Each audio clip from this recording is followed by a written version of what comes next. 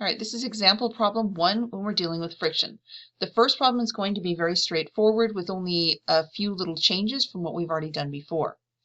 So when we do these friction problems, one thing to remember is that everything that we did before is still going to apply. We are going to follow the exact same steps. What's different is that when we look for special equations that we may need to substitute, this time we will have another one, not just the Fg equals mg, but we're also going to have friction. So of our special equations, we already had that the weight force was equal to mg, but now we're going to have friction is equal to the coefficient times the normal force. So this is our next special force that's going to get substituted. So same process is going to be followed here. We're first going to draw a picture. And in this one, we have a cart that's being pushed with a horizontal force. So it's getting pushed with a horizontal force of 20 newtons. There is a frictional force of 10 newtons, and that's going to be opposing motion, so it's in the opposite direction. There's going to be a normal force that's supporting the box, and then there's going to be the weight force that's always straight down. Now, one thing that you're going to see start to happen fairly common, and you'll also see it if you see almost any other teacher do these problems, is that the weight force we have right now been writing F sub g down here. But if you notice, pretty much every single time we do a problem, we always go straight and substitute this mg. So instead of writing the F sub g, we will very often just put mg here because we know it's going to get substituted, so we just put it down. And this is perfectly acceptable in College Board notation when you're doing any kind of problems. The only time it wouldn't be is if they specifically are asking you for F sub g as one of the variables that's allowed, but it's very unlikely. They almost always are asking for it in terms of m and g anyways. So when I do my net force, my free body diagram,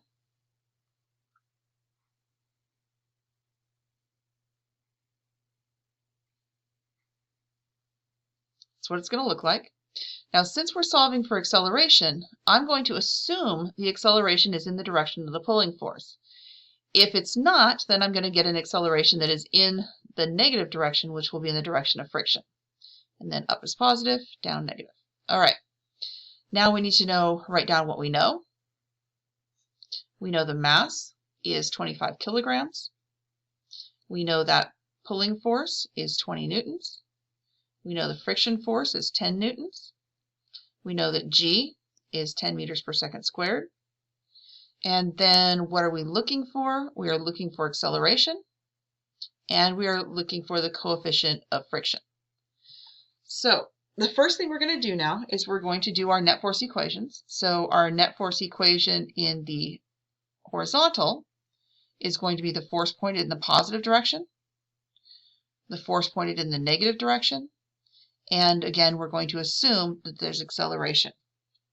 Now, we are solving for acceleration. So if I look at this equation, we're looking for acceleration. We know mass, we know friction, and we know the pulling force.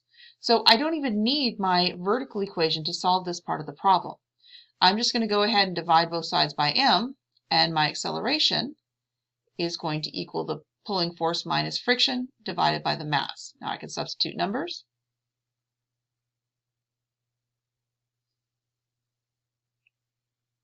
And my acceleration is going to be equal to 0.4 meters per second squared.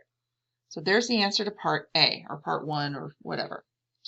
Now, to find the coefficient, well, the coefficient of kinetic friction is only going to be in this equation here.